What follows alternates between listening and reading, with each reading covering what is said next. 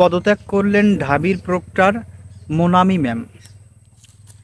পদত্যাগ করতেই পারে, সেটা নিয়ে আমার মাথা ব্যথা না। আমার প্রশ্ন হলো পদত্যাগ কেন করলো, বা এতদিন পরে কেন করলেন? জুলাইয়ের পর থেকে আলোচিত সমালোচিত একজন ব্যক্তিত্ব, তাহলে কেন পদত্যাগ করলেন এই নতুন সরকারের আমলে আসার পরে?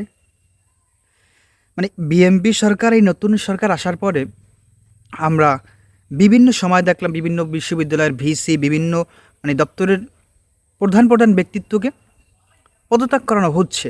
পদত্যাগ করানো হচ্ছে, তারা করে নাই। তারা করলে তো আগেই করতে, এখন করে কেন? হয়তো তাদেরকে চাপ প্রয়োগ করা হচ্ছে, স্বাধীনভাবে কাজ করতে দেওয়া হচ্ছে না বিভিন্নভাবে। ঢাকা বিশ্ববিদ্যালয়ে তো একের পর এক নতুন ভিসির উপর অভিযোগ। মসজিদের এসি আসছে, সেই এসির তারা লাইন দিচ্ছে না, এমন একটা অবস্থা। 1 বছরের জন্য ঢাকা বিশ্ববিদ্যালয়ে সাদিক ক্যামেরা এই যে প্যানেল ভিপি, 1 বছরে তারা 2 বছরের অগ্রিম বাজেট আনছে, কিন্তু সেই কাজ করতে তারা দিচ্ছে না।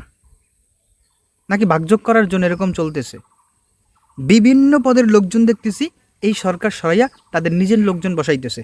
ভাই সরান, একটা প্রক্রিয়া আছে তো।